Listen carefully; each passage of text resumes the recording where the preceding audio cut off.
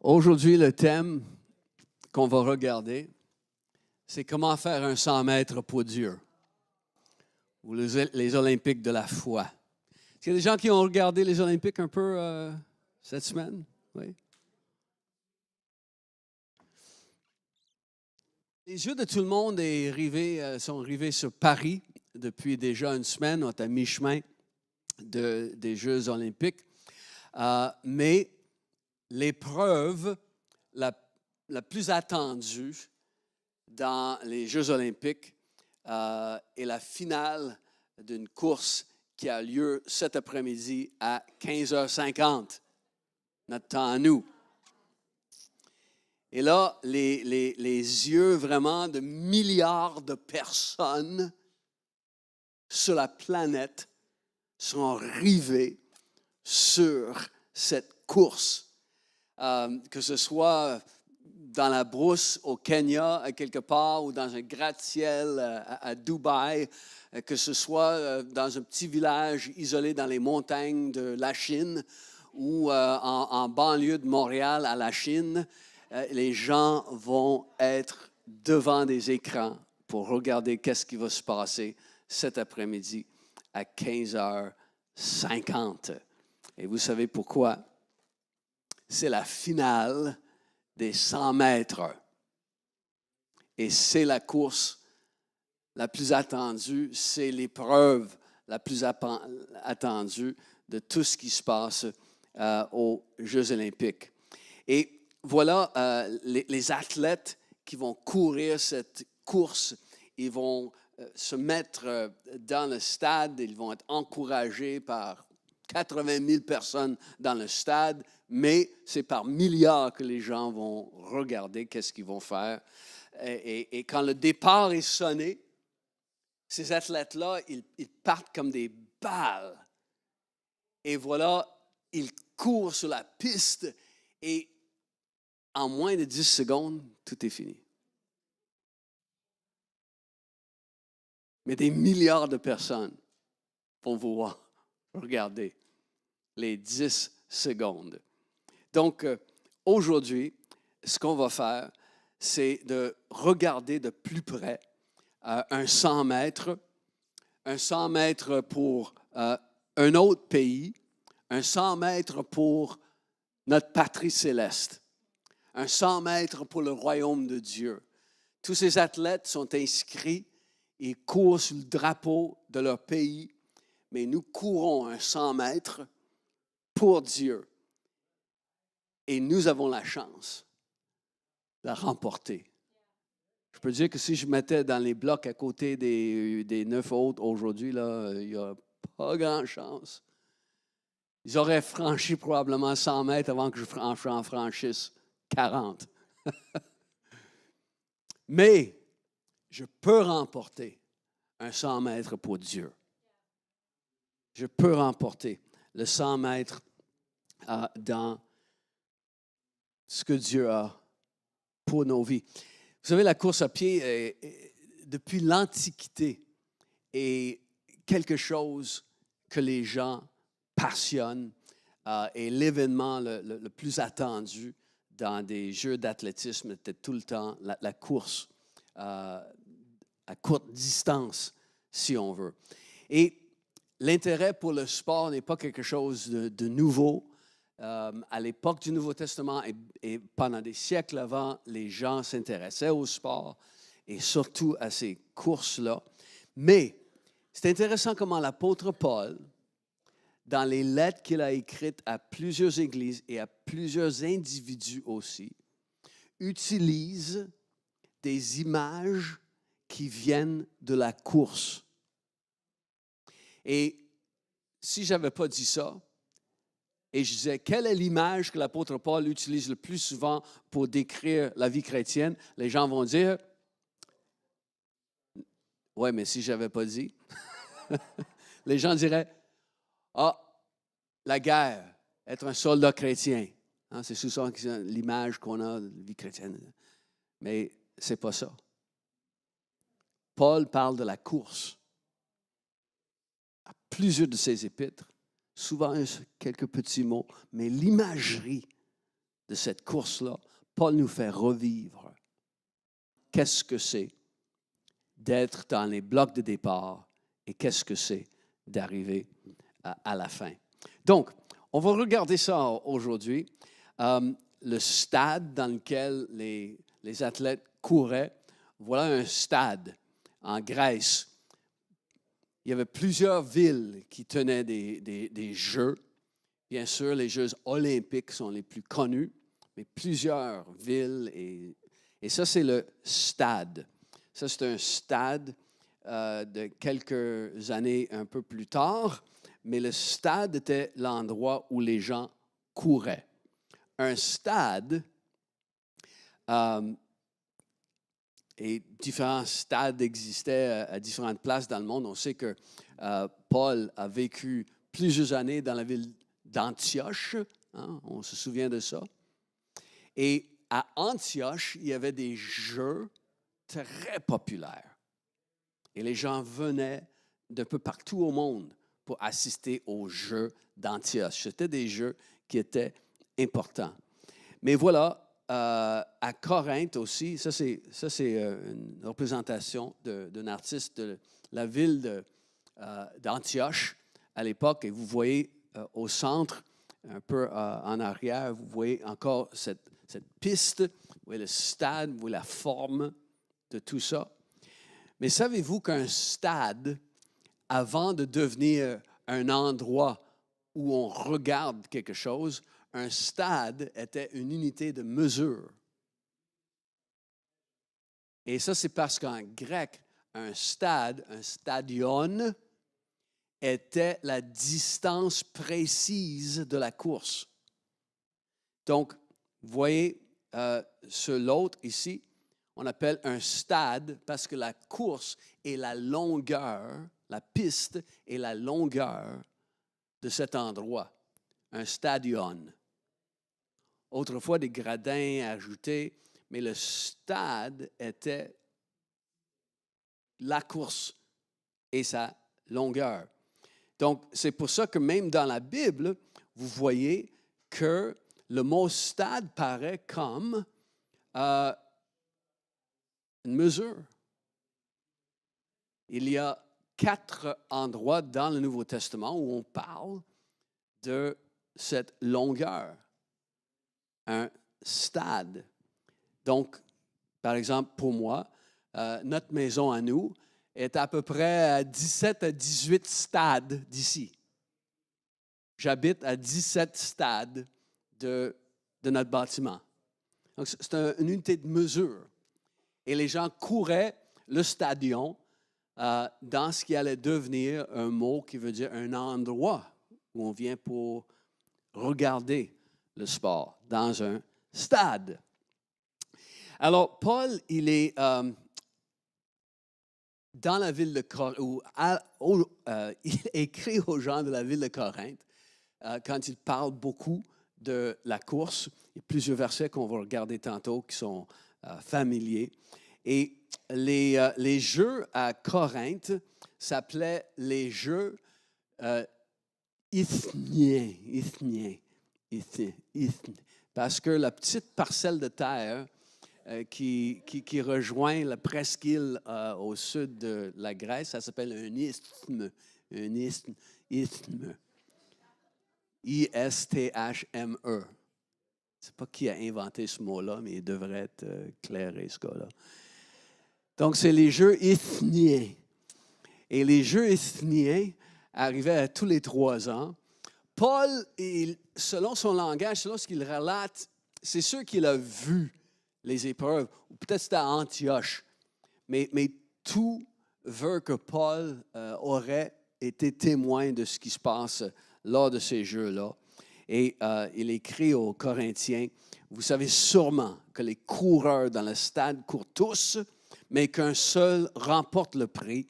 Courez donc de manière à remporter le prix. Et donc aujourd'hui, pour quelques minutes, ça va être plus que 10 secondes.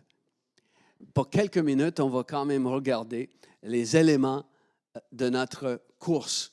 Et la première chose que je veux vous montrer dans les écrits de l'apôtre Paul, c'est quand il parle de celui qui annonce aux coureurs que c'est le moment. Le héros, pas H-E-R-O-S, mais H-E-R-A-U-T. Hein? Le oyez, oyez, l'annonciateur. Et ce n'est pas un annonceur comme on a l'idée de nos jours où on annonce quelque chose. Non, il est spécifiquement en place dans les courses dans l'Antiquité pour appeler les coureurs. Donc, à sa voix, les coureurs savaient, ah, mon épreuve, c'est maintenant. Et là, je me présentais sur la piste. Le héros. Et là, on va lire juste quelques versets que Paul va écrire aux Corinthiens. Vous savez sûrement que les coureurs dans le stade courent tous, mais qu'un seul remporte le prix. Courez donc de manière à remporter le prix. Tous les athlètes disciplinent leur vie dans tous les domaines pour remporter la victoire et recevoir une couronne qui pourtant sera bien vite fanée. Alors que nous aspirons à une couronne qui ne se flétrira jamais. J'entraîne mon corps par l'endurcissement et la discipline afin de le réduire à ma merci. Je le maîtrise et je le maintiens asservi, de peur qu'après avoir appelé les autres au combat et leur avoir proclamé la bonne nouvelle, je ne me trouve moi-même disqualifié. Donc, il dit de peur qu'après avoir appelé les autres à leur combat, à leur épreuve. Et c'est pour ça que vous voyez dans d'autres versions, de peur qu'après avoir servi de héros pour les autres, celui qui annonce aux autres, que je sois moi-même disqualifié. Donc, celui qui annonce la course, qui appelle les gens au combat. L'apôtre Paul, il donne cette image et ça me fait penser au fait qu'il y a quelqu'un, Dieu s'est servi de quelqu'un pour m'appeler moi à la course. Il y a quelqu'un qui a été le héros. Il y a quelqu'un qui m'a annoncé la bonne nouvelle. Il y a quelqu'un qui a interpellé mon cœur pour que je me présente pour Jésus. Et il y a quelqu'un dans votre vie qui s'est servi, dont Dieu s'est servi pour que tu puisses le connaître. Et la nouvelle que tu peux être sauvé, tu peux être pardonné, ta vie peut compter pour quelque chose et tout ça, quelqu'un est venu et tu l'as entendu et tu as dit oui, ça c'est moi. Moi, je veux connaître Dieu. Moi, je veux avoir l'assurance de la vie éternelle. Et Dieu a envoyé quelqu'un pour le faire. Vous savez, la vie chrétienne, la vérité de qui est Jésus, ce n'est pas quelque chose que Dieu cache. Ce n'est pas quelque chose qui est juste transmis à quelques personnes en secret, comme si une élite spéciale qui a droit. Non, Dieu, il annonce la bonne nouvelle. Il a dit aux disciples, n'est-ce pas, Jésus a dit, de déclarer, d'annoncer à tout le monde la bonne nouvelle. Faire de toutes les nations des disciples. Alors, on annonce. Et alors qu'on a bénéficié de quelqu'un qui a annoncé, mais nous aussi, on devient les héros, ceux qui vont dire dans notre génération, « Oyez, oyez! » Il y a quelque chose à entendre, quelque chose d'important pour vous aussi. Donc, imagine les athlètes qui se préparent pour les Jeux et qui n'entendent pas l'annonce. Ça serait terrible. Il y a toutes sortes d'histoires, hein, des gens qui ont manqué leur épreuve, leur événement aux Jeux olympiques à cause de différentes choses, parce qu'il y a eu un embouteillage de trafic, de toutes sortes de raisons. Mais imagine, tu n'es pas, puis tu n'as pas entendu. Tu n'as pas entendu. La tragédie de ne pas entendre. On ne veut pas que les gens n'entendent pas. Donc, tout ce qui dépend de moi, je veux que les gens entendent. Ils entendent parler de Jésus. Mais la deuxième chose que je veux regarder, c'est la course en tant que telle ou la distance. L'apôtre va dire aux Hébreux, celui qui écrit aux Hébreux, « Quant à nous, nous sommes entourés de cette grande foule de témoins. Débarrassons-nous donc de tout ce qui alourdit notre marche, en particulier du péché qui s'accroche si facilement à nous, et courons résolument la course qui nous est proposée. » Donc, on garde les yeux fixés sur Jésus, on va courir résolument et Paul va dire à Timothée, j'ai terminé ma course. J'ai terminé ma course. Imaginez, là, vous êtes dans les blocs de départ. Là, vous entendez, PAM!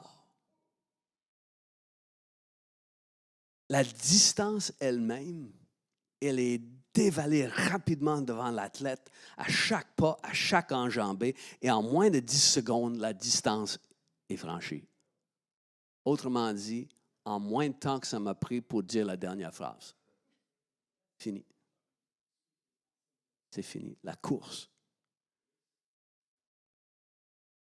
Vous vous souvenez de Usain Bolt, le Jamaïcain, qui a couru plus vite que tout autre homme jamais dans l'histoire, à part, c'est qui a couru plus vite que Usain Bolt? Élie, le prophète Élie. Ah.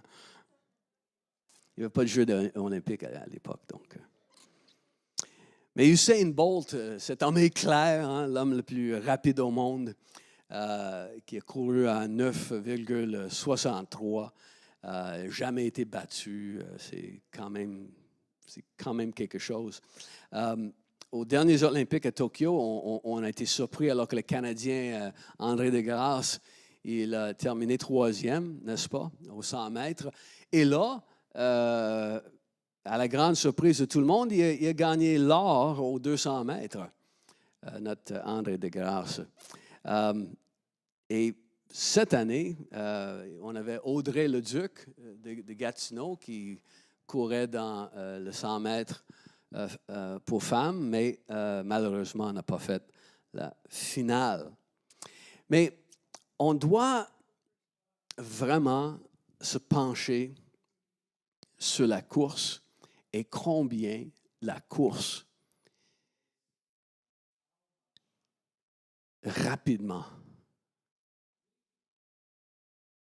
elle est achevée. Notre vie est vraiment pas très longue. La Bible dit c'est comme l'herbe qui pousse et demain n'est plus. La Bible dit c'est comme un vent qui passe. Notre vie passe rapidement. Et comme je vous ai souvent montré, si on disait que cette ligne ici, ce lutrin, représentait le début de ma vie et la fin de ma vie. Donc, je suis venu au monde en 1934.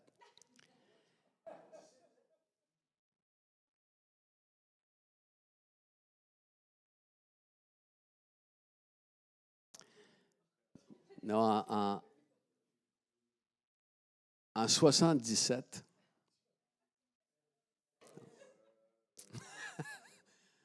OK. Troisième essai? 10 verges à faire. En 56. En 1956. Donc, alors que ma vie avance, des fois, ça peut paraître que c'est long. Je suis né en 56. Quelque part là-dedans, j'ai dit mon premier mot. Quelque part là-dedans, j'ai pris mon premier pas. Et tout à coup, on est en 1977, où j'ai donné ma vie à Jésus et j'ai connu le Seigneur. En 81, j'ai connu Marcia, on s'est mariés. On a commencé le ministère ensemble à la Malbaie en 83. On a eu nos enfants en 85, en 87. Oups, non, je révèle leur âge. Et puis, en 2024, alors qu'on est ici, dans le fond, je ne sais pas où je suis sur la ligne. Je ne sais pas. Je suis peut-être là. Aucune idée. Je suis peut-être là. Tout ce que je sais, c'est que ça va vite. Et à comparer à l'éternité, dans un clin d'œil que la vie passe. Donc, qu'on puisse vraiment prendre connaissance que c'est avec rapidité qu'on descend la piste de notre vie et rapidement, elle est terminée. Rapidement. Est-ce qu'il y a un athlète qui dirait « Oh, les 5 prochains mètres, c'est pas important. » Il va se retrouver loin derrière assez vite. Non, c'est de comprendre que chaque journée de ma vie compte. Comment est-ce que je vis aujourd'hui? Si aujourd'hui compte. Si aujourd'hui compte. Hier, c'est pas tellement loin. Mais c'est impossible d'avoir accès à hier. Mais aujourd'hui, je peux faire ce que je dois faire et planifier pour demain. Parce que la vie, ça va si vite. Le troisième, c'est la foule. Et là, on connaît ce verset classique qu'on a lu tantôt. Quant à nous, nous sommes entourés de cette grande foule de témoins. Alors, courons avec persévérance, n'est-ce pas, avec les yeux fixés sur Jésus. Notre ami Éric Liddell a gagné en 1924. C'était le Stade de France en 1924. Voilà comment le stade avait l'air à cette époque-là. C'est là où Éric Liddell a couru. Et on va regarder l'histoire dimanche soir prochain. Aujourd'hui, les athlètes dans le stade à Paris, il y a un peu plus de gens dans la foule. Il y en a 80 000 qui vont être jammés dans le Stade de France cet après-midi. Et pour nous, dans notre course, la Bible dit que nous sommes entourés par une grande foule de témoins, d'observateurs. Et le stade céleste est bondé de témoins qui nous ont précédés. Et l'auteur les décrit comme une grande foule, des gens qui ils veulent nous encourager, ils veulent nous applaudir, ils veulent nous inspirer parce qu'eux autres ont déjà terminé leur course. Et maintenant, nous regardent. Et nous allons tous comparaître devant le trône de Dieu un jour pour parler de notre course dans une face-à-face avec le Seigneur. Et jusque-là, mais nous sommes entourés de ceux qui ont complété leur course. Et à cause de ceux-là, à cause de ceux qui ont complété leur course, nous sommes là. Il y a des gens qui ont sacrifié, qui ont décidé, moi je veux suivre Jésus. Et aussi au Québec, des gens ont beaucoup souffert même pour l'Évangile. Et on est là à cause d'eux. Et si vous n'êtes pas né au Québec, et peut-être vous avez connu le Seigneur ailleurs dans le monde, mais il y a des gens qui vous ont précédé et qui ont tout fait. Leur cœur était de glorifier Jésus. Et à cause de ça, vous êtes là. est maintenant à notre tour, dans notre génération, d'être des gens qui courent de toutes nos forces pour que d'autres puissent entendre la bonne nouvelle et qu'on prépare une prochaine génération de coureurs. On est là pour ça, de courir de toutes nos forces. Donc, après le héros, la course, la foule, et il faut regarder le but de notre vie, qui est le fil d'arrivée. Parce qu'on court dans un but. On court pour franchir. On court pas juste pour le plaisir de courir. L'apôtre Paul, il dit, « Je n'ai qu'une préoccupation. Oubliant le passé, le chemin parcouru, je tends de tout mon être, de toute mon énergie vers ce qui est devant moi, les yeux rivés au but. Je m'élance vers le prix de la course que Dieu nous appelle à recevoir. » Il dit, oubliant ce qui est en arrière, je cours vers le but.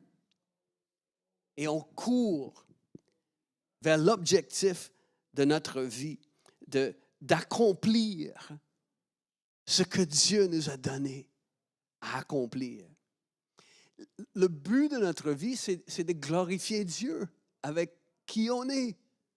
Il a même dit, dans un autre passage, que ce n'est plus à nous-mêmes notre vie, car nous avons été rachetés par Dieu. Nous courons maintenant, pas pour soi-même, mais pour notre patrie céleste. Nous courons pour lui. C'est le but, c'est l'objectif de notre vie. Celui qui m'a aimé, mais là, je cours pour sa gloire. Celui qui m'a sorti du pays des ténèbres pour mettre dans le royaume de son admirable lumière, mais là, je cours pour lui. J'ai un but, j'ai un objectif de le glorifier. Et vous savez, non seulement tu es appelé à courir dans le but de le glorifier, mais d'une façon plus précise, tu es appelé par un héros. Dieu t'annonce quelque chose pour ta vie spécifique. On a déjà dit, tu as été créé avec attention et avec intention. Dieu a quelque chose de spécifique pour toi. Si tu pouvais faire n'importe quelle épreuve aux Olympiques, OK? N'importe quelle, ce serait quoi? La course. Jean-Pierre, ce serait la course ce serait le marathon ou le 1500 mètres. Michel, qu'est-ce que tu ferais? La course? Short. 10 mètres. C'est juste ça. Qui d'autre? Là, gymnastique. Oui, j'ai demandé à quelqu'un dans l'entrée tantôt aujourd'hui. Là. Il m'a dit la même chose, gymnastique. Ah, plongeon, 10 mètres. Ah, 10 mètres, plongeon, 10 mètres. Ouais. Un flat, ça va faire mal. Mais Qui d'autre? Qu'est-ce que tu aimerais faire si tu avais? De quoi? Oh, le surf, mais oui. Cette année, il y a du surf aux Olympiques à Tahiti. Courir, hein? Oh, oui, oui. Oui, oui. Mais avez-vous remarqué combien les gens, leur physionomie est différente dépendamment du sport qu'ils ont choisi? Et j'ai vu les gars qui vont lancer le poids. Tu regardes, tu dis, il n'est sûrement pas inscrit au sprint. Et c'est sûrement pas au marathon qu'il va courir. Hein? Mais pour nous, Dieu nous a créés tellement uniques. Et il a la place parfaite pour nous, pour le glorifier. il y a non seulement un appel qui est général aux athlètes, mais il y a un appel spécifique. Et Paul, il parle de pouvoir remporter la victoire dans cet appel spécifique que Dieu lui a adressé. Donc, c'est quoi la chose à laquelle Dieu t'appelle spécifiquement? C'est ça que tu dois prier devant le Seigneur et dire, OK, Seigneur, qu'est-ce que tu veux? Comment je peux te servir? Où est-ce que je peux donner mes talents? Toi qui tu m'as créé, toi qui m'as placé dans l'endroit où je suis dans la vie, qu'est-ce que je peux faire? Je veux remporter le prix pour toi. C'est le but de ma vie. Usain Bolt, peu importe, à chaque fois, il finissait premier. Et pour lui, il y avait zéro idée qu'il n'allait pas gagner. Je ne sais pas si vous vous souvenez, je me souviens en 2016, dans les Jeux à Rio, des généraux, il y avait une fois que André Degrasse, le Canadien, il courait avec Usain Bolt dans la demi-finale.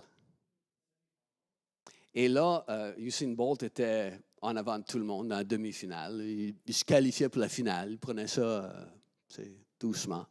Tout à coup, André Degrasse, là, il s'en vient là. Puis, il allait le dépasser. Puis Usain Bolt l'a vu, du coin de l'œil, puis il s'est mis à courir, là, puis il a clenché. Puis alors qu'il franchissait le fil d'arrivée, il a regardé André Degrasse, puis il a dit, « Non, même si c'est juste la demi-finale, jamais. » Ce qui est important pour lui, là, c'est « Je remporte. Je vais triompher. » Et ça, c'est quelque chose, il n'y a pas une seule personne ici dans la salle ou qui écoute en ligne, pas une seule qui ne peut pas remporter. L'apôtre Paul a dit, courons de façon à remporter.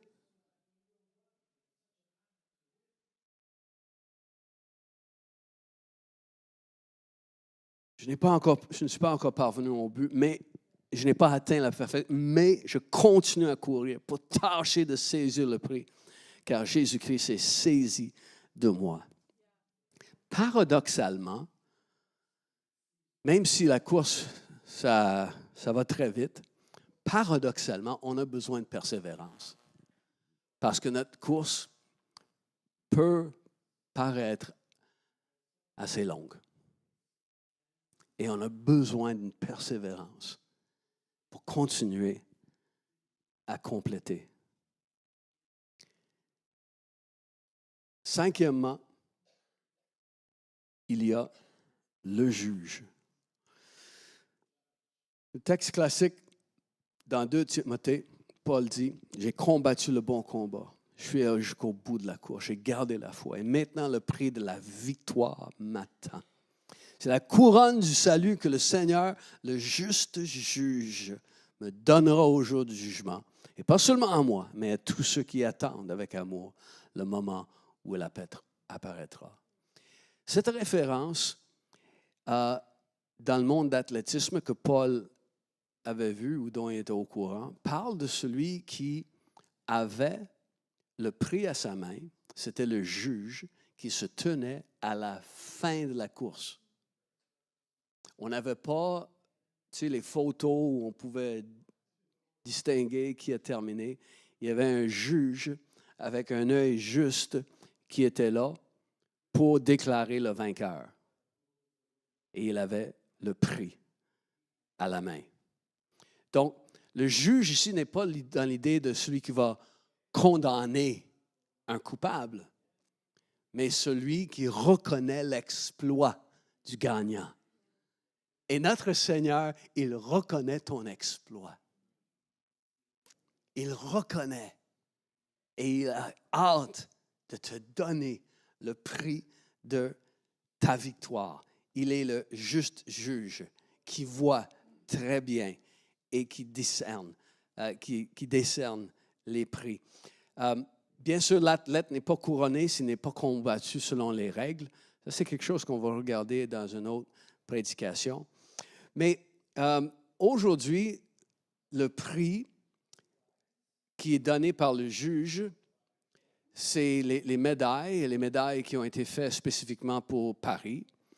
Et le juge, c'est le comité international olympique. Ça, c'est le juge. Ça, c'est le juge qui tient les prix. Et le juge va donner le prix. Ça, c'est la médaille d'or. Et ce n'est même pas fait de l'or.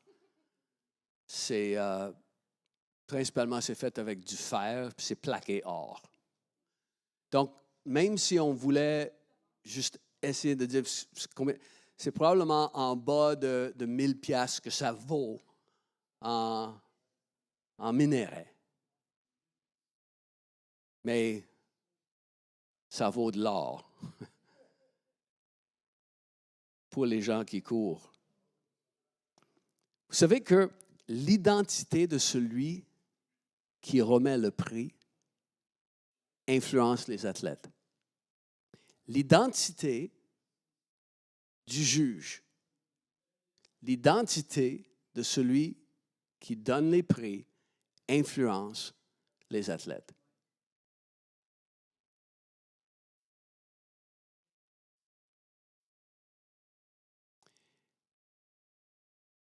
Si on organisait les Jeux internationaux de Catch the Fire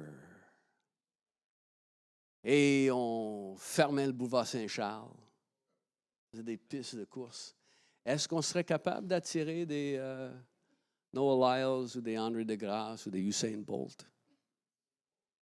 Les Olympiques n'ont aucun problème d'attirer les meilleurs au monde. Celui qui donne les prix influence les coureurs. Quand je sais c'est qui va nous donner notre prix, c'est là que je dois être prêt à tout faire. Et c'est pour ça que Jésus attire les meilleurs du monde à faire cette course.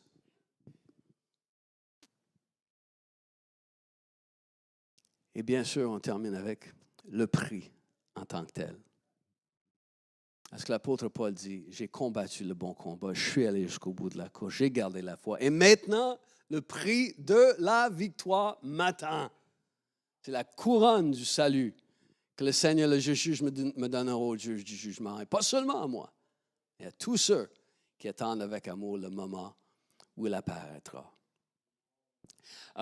Vous savez que l'apôtre Paul a dit également, tous les athlètes disciplinent leur vie dans tous les domaines pour remporter la victoire et recevoir une couronne qui pourtant sera bien fanée, alors que nous aspirons à une couronne qui ne se flétrira jamais. À l'époque, il n'y avait pas de médaille d'or, d'argent et de bronze. À l'époque, il y avait un seul gagnant. Il n'y avait pas une première place, deuxième place, troisième place.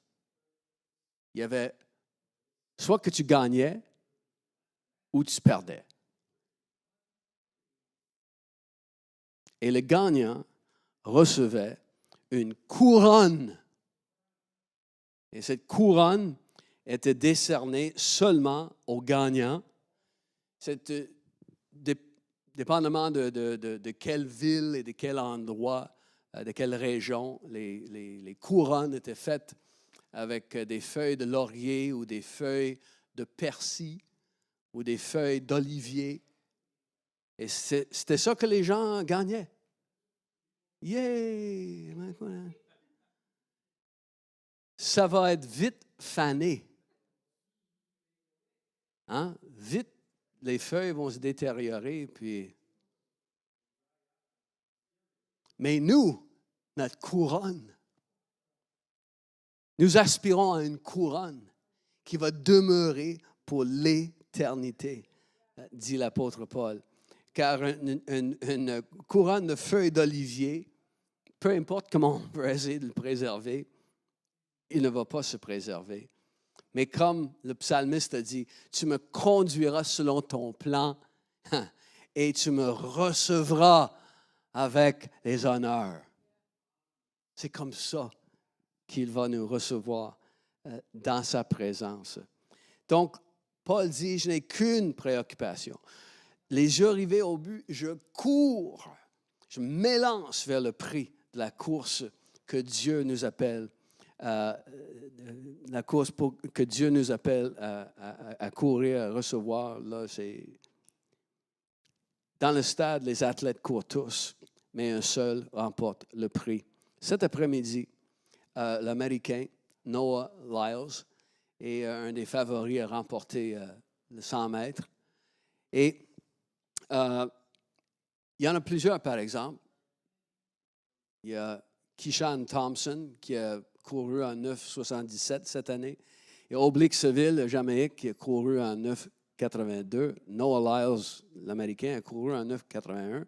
Mais plusieurs pensent que peut-être le Kenyan Ferdinand Omanyala, qui a couru en 9,79, pourrait remporter.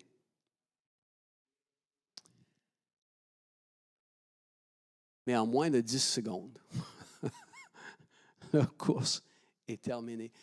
Des années d'entraînement, de discipline, de privation, de blessures, de déceptions, de hauts et des bas, des victoires aussi.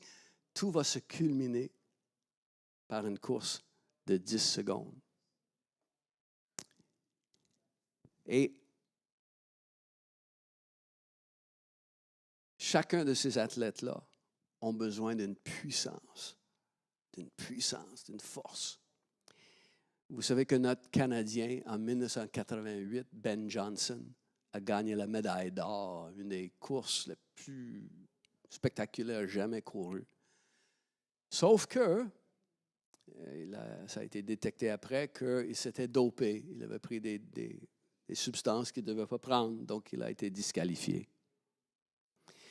Et les athlètes ne peuvent pas mettre certaines choses dans leur corps pour leur donner un boost, soit à l'entraînement, soit au moment de la course.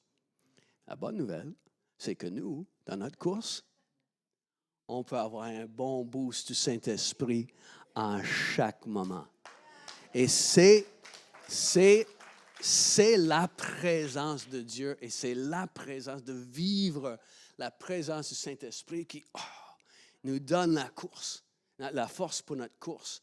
Puis des fois, comme l'apôtre Paul, il dit, je demande au Seigneur que par son esprit, il vous fortifie et qu'il renouvelle votre être intérieur pour que vous puissiez grandir et progresser. Il y a des moments dans notre vie où on a besoin d'une autre piqûre, la présence du Saint-Esprit. Et aujourd'hui, si je veux être un héros, celui qui vous appelle à la course, mais il y a aussi les paroles de l'apôtre Paul qui me viennent. Dans cette autre référence à la course, vous courez si bien. Qui vous a arrêté? Qui vous a empêché de courir pour le Seigneur? Vous couriez si bien. Pour certaines personnes ici, c'est comme si vous avez ralenti. Ouf, ce n'est plus important. Mais vous courez si bien. Qui a fait ça? Ronald, tu l'as dit tantôt, c'est peut-être quelqu'un qui t'a offensé. Probablement le pasteur, mais c'est peut-être quelqu'un d'autre. Et là, tu courais, puis tu étais tout feu, tout flamme, puis tu voulais remporter à tout prix. Tu avais tes yeux rivés sur le but, et maintenant, c'est comme, je vais marcher jusqu'à la fin. Hein. Non, tu courais bien. Ne laisse personne, ne laisse rien t'empêcher de franchir le fil d'arrivée avec une fierté de faire un podium pour Dieu. Tous les athlètes qui qui sont au Dieu, ils parlent de la fierté de faire un podium pour le pays. Et nous pouvons faire un podium pour Dieu parce qu'on a été jusqu'au bout.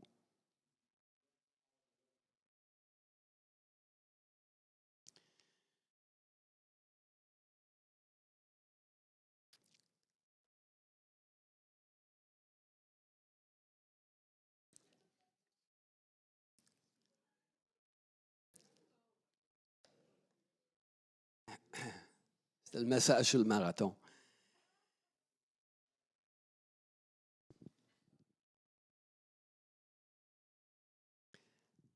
Tu peux remporter tous les prix de ce monde, tout ce qu'il y a à gagner.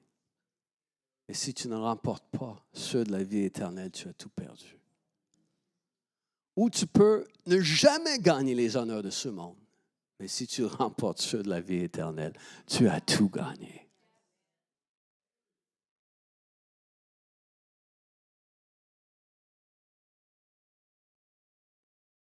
Je veux terminer avec vous, alors qu'on va lire quelques versets ensemble. Je vais vous demander de vous lever.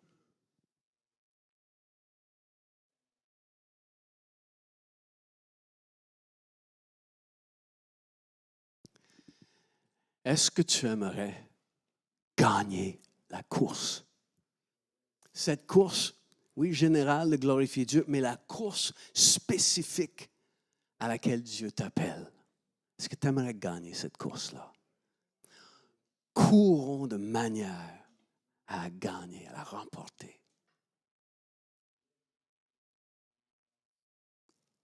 Et si, pour une raison ou une autre, tu as été ralenti dans ta course, prends la décision aujourd'hui. Non. Non. Là, mes yeux là, vont être rivés au but. Je vais franchir. Je vais glorifier Dieu avec ma vie. Je donne ma vie au Seigneur complètement, comme Jésus a donné sa vie pour moi complètement. Parce que lui aussi avait un but. Lui aussi a souffert la honte de la croix pour la joie qui était devant lui. Il a subi la honte de la croix. La joie de nous voir ici avec lui.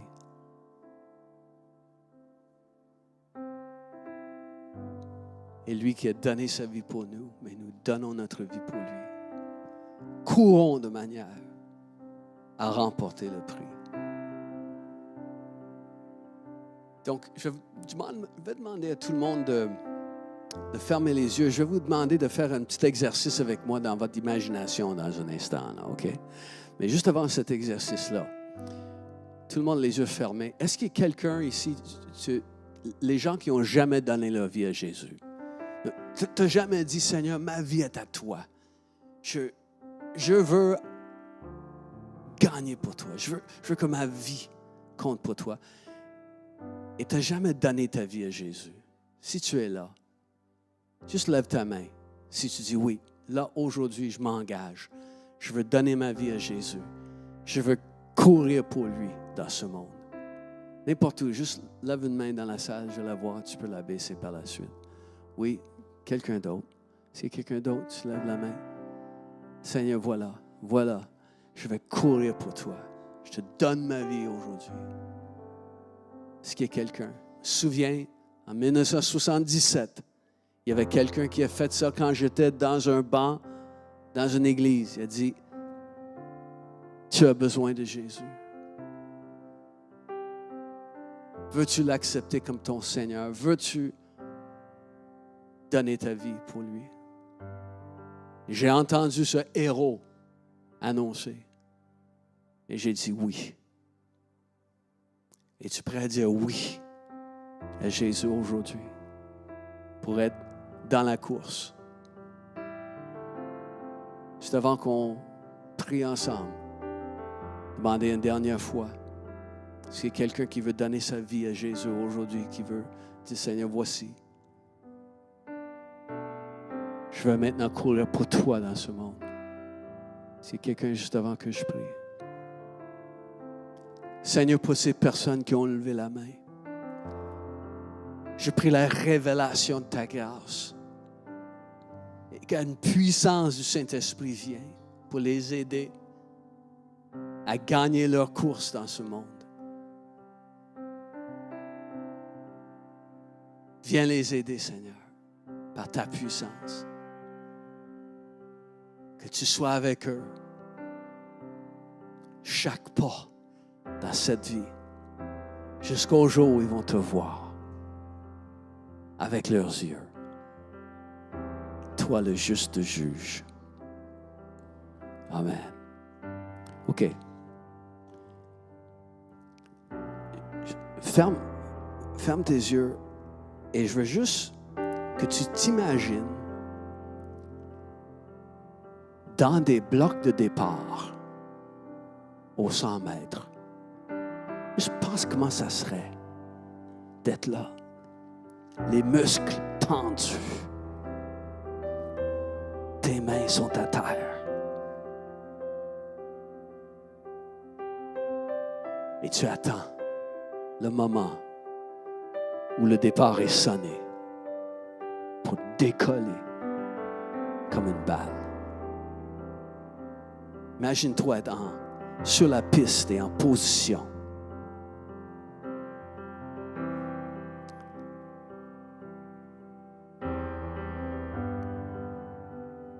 Et là, tu vas courir. Courir de manière remportée. Donc, aujourd'hui, dis-toi, je me débarrasse du péché qui s'enlace, qui entoure mes pieds, qui m'empêche de courir. Les offenses. Je me débarrasse de toutes ces choses. Je me débarrasse des fardeaux qui me ralentissent dans ma course. L'amertume et les déceptions, les découragements, l'intérêt pour des choses inutiles, des passions inutiles. Je me débarrasse des choses qui me ralentissent.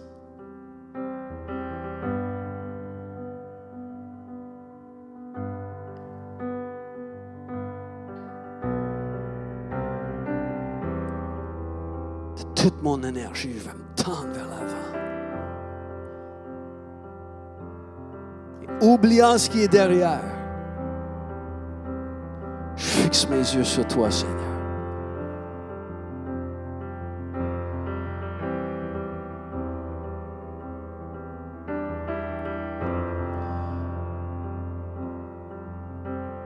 On va regarder quelques versets qu'on va lire ensemble, d'accord, sur l'écran. Si vous pouvez faire apparaître le premier. On va lire ensemble, d'accord, à voix haute avant de partir. Donc, non, certes, je ne suis pas encore parvenu au but. Je n'ai pas encore atteint la perfection, mais je continue à courir pour tâcher de saisir le prix, car Jésus-Christ s'est saisi de moi. Le prochain. Mais je n'ai qu'une préoccupation. Oubliant le passé et le chemin parcouru, je tends de tout mon être et de toute mon énergie vers ce qui est devant moi. Mes yeux rivés au but, je m'élance vers le prix de la course que Dieu nous appelle à recevoir. C'est pourquoi nous aussi, qui sommes entourés d'une telle foule de témoins, courons avec persévérance l'épreuve qui nous est proposée, gardant les yeux fixés sur Jésus, qui nous a ouvert le chemin de la foi et qui la porte à la perfection. J'entraîne mon corps par l'endurcissement et la discipline afin de le réduire à ma merci. Je le maîtrise et je me tiens asservi de peur qu'après avoir appelé les autres au combat et leur avoir proclamé la bonne nouvelle, je ne me trouve moi-même disqualifié. Et l'autre, tout est permis, mais tout n'est pas utile. Tout est permis, mais tout n'édifie pas.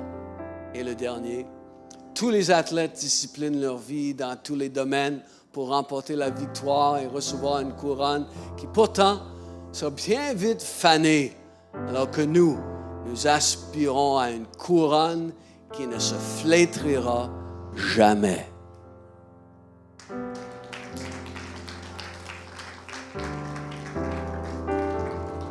Juste répétez après moi cette prière devant le Seigneur. Seigneur, je m'engage à courir ma course. Tu m'appelles à une course spécifique. Je veux remporter cette course, Seigneur, pour ta gloire. M'engage à remporter le prix.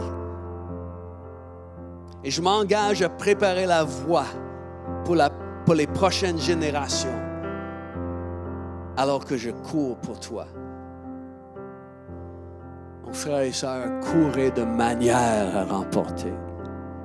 Un seul à 15h50 cet après-midi va être le vainqueur des 100 mètres. Un seul. Mais nous pouvons tous, nous, remporter le prix de la course la plus importante, la course de notre vie.